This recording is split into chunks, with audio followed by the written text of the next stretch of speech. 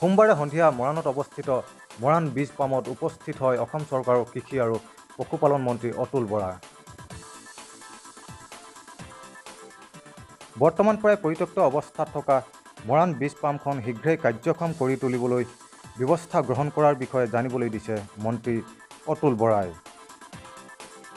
বীজ পামত উপস্থিত হৈ মন্ত্ৰী অতুল বৰাই কৃষি বিভাগে গ্ৰহণ কৰা বিভিন্ন পৰিকল্পনাৰ বিষয়ে অৱগত কৰে।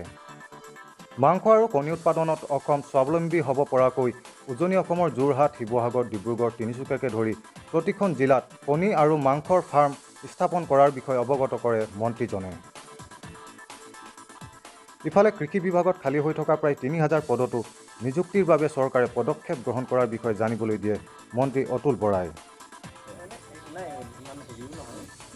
মোটামুটি বহিব পৰা এটা কিন্তু কথা হ'ল কি আমাৰ ডিব্ৰুগড় জিলাখিনি কিবা এটা যদি ব্যৱস্থা হৈ গ'ল খুব সুবিধা হ'ব। নলেজ চেণ্টাৰবিলাক যে আমি বনাব লাগিছোঁ, নলেজ চেণ্টাৰো ইয়াত বনাই দিব পাৰিম। হয়, চিট ফাৰ্মখন চালোঁ। এখন বহু পুৰণি চিট ফাৰ্ম। আমাৰ বিধায়ক চক্ৰ গগৈ ডাঙৰীয়াই কৈছে আমাক গোটেই কথাখিনি, আৰু ইয়াতো এজন মেনেজাৰ আছে, তেখেতৰ পৰাও গোটেই কথাখিনি সবিশেষ তথ্যখিনি লৈছোঁ। 75 বিঘা মাটি আছিল, কুঁহিয়াৰ আছিল, এটা সময়ত ভাল ফাৰ্মেই আছিল।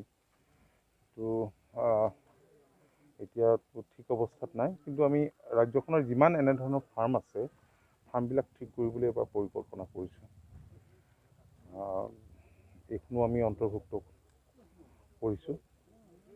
ইয়াত বাউণ্ডেৰীও নাই, প্লাছ 10 বিঘা মাটি ইয়াৰে ITI-খনৰ কাৰণে ল'লে, আৰু 65 বিঘা মাটি আছে নগৰৰ কাষতে লাগি থকা। এই ফাৰ্মখন আমি কেনেদৰে সৰ্বাংগ সুন্দৰ কৰিব পাৰোঁ, ইয়াৰ জৰিয়তে ফাৰ্মাৰ্ছক কিদৰে উপকৃত কৰিব পাৰোঁ, আমি চেষ্টা কৰিম।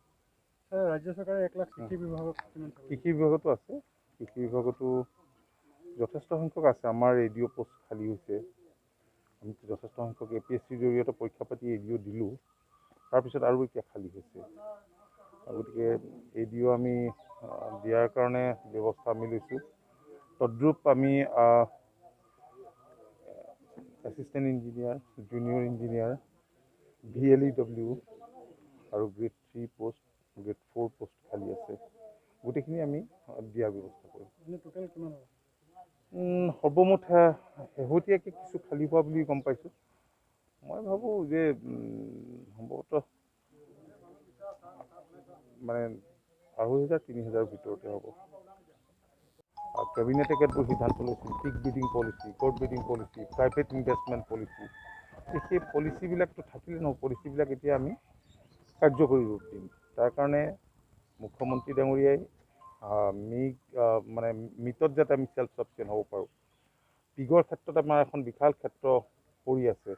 নাজিৰাত এটা পৰ্ক প্ৰচেছিং ইউনিট এটা নিৰ্মাণৰত অৱস্থাত আছে, প্ৰায় কমপ্লিশ্যনৰ পথত, য'ত 400 গাহৰি ডেইলি প্ৰচেছিং হ'ব।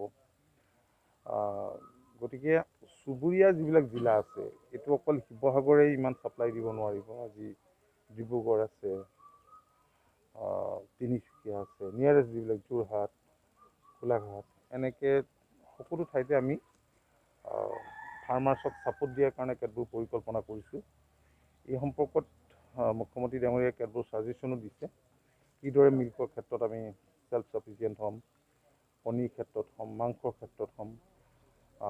এটা সুপৰিকল্পনা কৰি 7 তাৰিখৰ ভিতৰত বিভাগক জমা দিব দিছে।